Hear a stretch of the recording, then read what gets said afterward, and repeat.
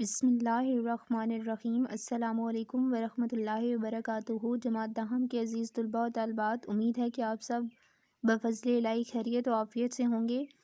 جیسا کہ آپ جانتے ہیں کہ ہم اردو نصاب کا جائزہ لے رہے ہیں، جس میں ہم نے پہلے حصے میں اردو ادب کا جائزہ لیا تھا۔ آج ہم انشاءاللہ اردو قواعد کی کتاب میں سے نصاب کا جائزہ لیں گے کہ on line what's app classes میں دوسری قسط میں ہم نے کتنا اردو قواعد کا نصاب مکمل کیا۔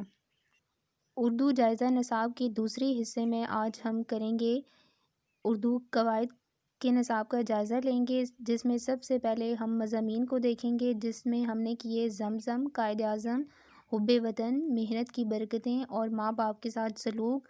تفہیم عبارات نمبر 1 تا 11 ہم نے کیں، جن میں جے پال بامقابلہ سبکتگین، مکتوب اقبال، غالب کی مکتوب نگاری، مسلمانان ہند کی جد و جہد آزادی، محترمہ فاطمہ جناح کی ملی خدمات، زبانوں کے دو مشہور خاندان، مولانا الطاف حسین حالی کی تبصرہ نگاری، اسلام کا نظریہ قومیت، صبح کے وقت سمندر کا نظارہ، کتابوں کے انتخاب میں احتیاط کی ضرورت، دو قومی نظریہ۔ سرگرمی ہماری یہ ہے کہ تمام مضامین کا مختصراً ہم جائزہ لیں گے اور تمام تفاہیم کا۔ سب سے پہلے ہم مضمون زمزم کو دیکھ لیتے ہیں۔ اس مضمون کے اہم نکات یہ تھے کہ سب سے پہلے ہم نے تعارف لکھنا ہے کہ آب زمزم جو ہے وہ اس کا آغاز کب ہوا۔ زمزم کا مطلب ہوتا ہے رک جا۔ یہ کب جو ہے وہ جاری ہوا؟ جب حضرت اسماعیل علیہ السلام نے وادی مکہ میں پاؤں رگڑے تو وہاں سے یہ چشمہ ان کی ایڑیوں والی جگہ سے حکم خداوندی سے نکلا۔ اگلا ہے حکم خداوندی کی تکمیل۔ اس میں یہ ہے کہ حضرت ابراہیم علیہ السلام کو اللہ تعالیٰ نے حکم دیا تھا کہ وہ اپنی بیوی حضرت ہاجرہ اور اپنے بیٹے حضرت اسماعیل علیہ السلام کو مکہ کی وادی میں، جو وادی غیر ذی زرع کہلاتی تھی، جہاں کھانے کو نہ کچھ تھا، نہ پانی تھا، کچھ بھی وہاں پہ نہیں تھا، نہ وہاں پہ آبادی تھی، ایک صحرا تھا، وہاں اکیلا چھوڑ آئیں۔ تو وہ اللہ تعالیٰ کے حکم سے انہیں وہاں چھوڑ آئے تھے۔ سخت گرمی اور پیاس کی شدت، حضرت ہاجرہ کے دعائیہ کلمات، بچے کی خراب حالت، پانی کی تلاش میں دوڑنا، آب زمزم کا ظہور۔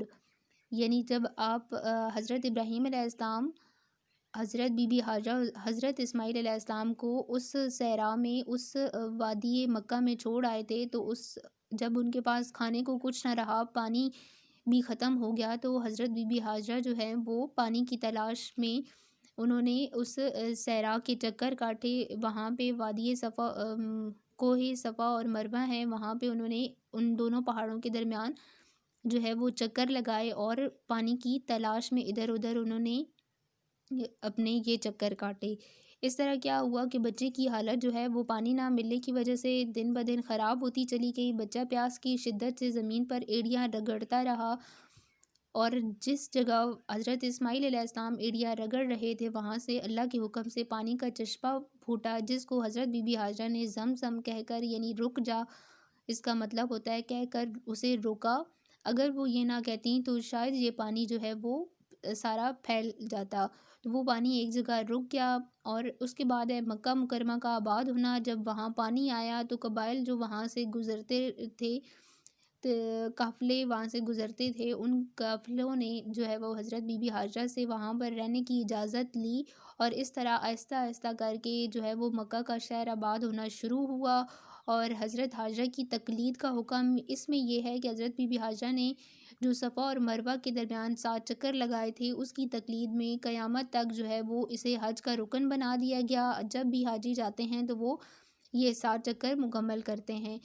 پانی ساتھ لے جانے کی رسم جو ہے وہ آج تک جاری ہے اور قیامت تک جاری رہے گی، کہ جب بھی حجاج جاتے ہیں تو واپسی پر وہ پانی ساتھ لے کر آتے ہیں، حجاج اور آب زمزم۔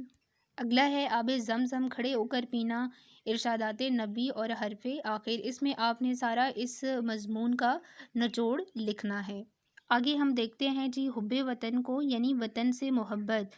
وطن کیا ہے؟ یعنی وطن وہ جگہ ہوتی ہے جہاں انسان پیدا ہوتا ہے، پرورش پاتا ہے، بڑا ہوتا ہے، اور جہاں وہ اپنی پوری حیات گزارتا ہے۔ حب وطن کا مفہوم یعنی وطن سے محبت کا کیا مطلب ہے؟ اپنی وطن سے بے لوث محبت کرنا، اس کی عزت کا خیال رکھنا، اس کی عزت پر کوئی حرف نہ آنے دینا۔ حب وطن ایک فطری جذبہ ہوتا ہے۔ شیخ سعدی کا نقطۂ نظر۔ شیخ سعدی کہتے ہیں کہ مجھے اپنے وطن سے محبت حضرت سلیمان کے تخت و تاج سے زیادہ عزیز تر ہے، اور وطن کا کانٹا بھی سنبل اور ریحان جیسے خوشبودار نرم پودوں سے زیادہ عزیز تر ہوتا ہے۔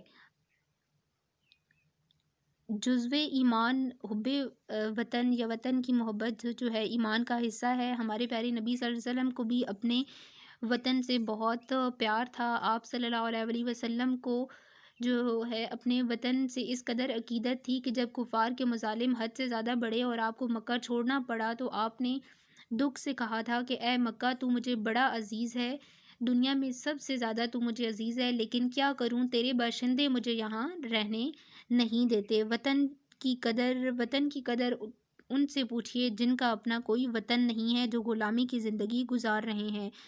وطن چھوڑنا یعنی کسی کے لیے بھی وطن چھوڑنا آسان نہیں ہوتا۔ وطن سے دور جا کر جو ہے یہ احساس ہوتا ہے کہ انسان وطن کے بغیر کچھ بھی نہیں ہے۔ اب اگر ہم جو ہے وہ اپنے وطن سے باہر جاتے ہیں تو ہماری پہچان کیا ہوتی ہے؟ ہمارا نام نہیں بلکہ ہمارے وطن کا نام۔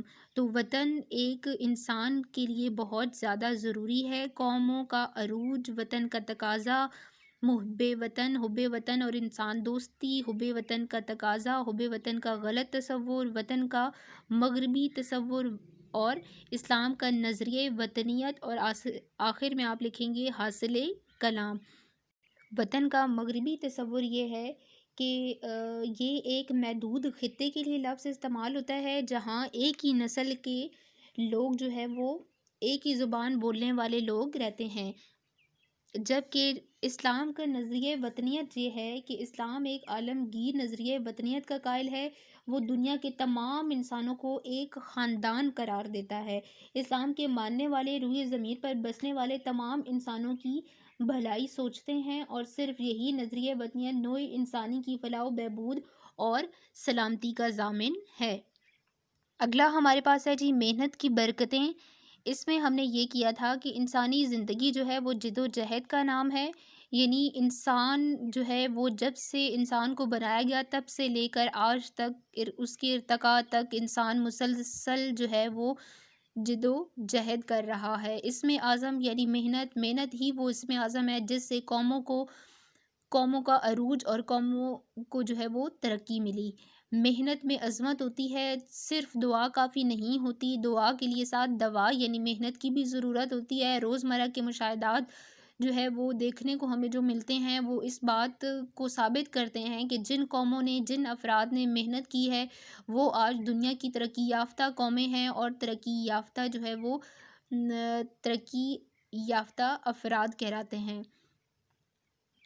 اس کے بعد ہے محنت کش کا مقام شیوہ پیغمبری۔ محنت کرنا جو ہے وہ پیغمبروں کا شیوہ ہے۔ ہر پیغمبر نے اللہ تعالیٰ کی تعلیمات کے ساتھ ساتھ جو ہے وہ محنت کو جاری رکھا۔ زندگی کو گزارنے کے لیے انہوں نے محنت کی، مختلف پیشے اپنائے، جیسے حضرت آدم علیہ السلام کھیتی باڑی کرتے تھے، حضرت ادریس علیہ السلام کپڑے سیتے تھے، حضرت نوح علیہ السلام نے کشتی بنانے کا کام کیا، حضرت ہود علیہ السلام نے تجارت کی، حضرت ابراہیم علیہ السلام نے کھیتی باڑی کی، حضرت یعقوب، حضرت شعیب اور حضرت موسیٰ علیہ السلام کاشتکاری کرتے تھے۔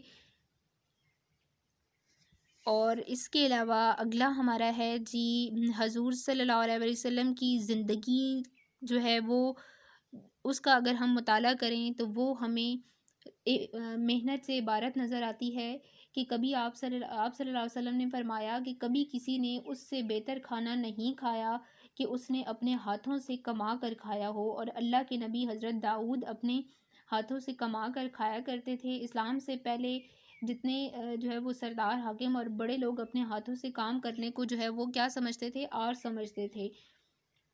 حضور صلی اللہ علیہ وسلم نے اس عادت کو ختم کیا اور خود اپنے ہاتھوں سے کام کر کے اعلیٰ نمونے پیش کیے۔ عظیم اسلاف کا طرز عمل، یعنی ہمارے جو آباء و اجداد ہیں ان کا طرز عمل بھی محنت رہا۔ عظیم انسان کا شیوا، شرف آدمیت، ہمارا معاشرہ اور محنت کا شینی ثمر، تعمیر اخلاق، تاریخی شہادت، محنت سے جی چرانے کی سزا اور انسانی ترقی کا سر بستہ راز محنت ہی میں مضمر ہے۔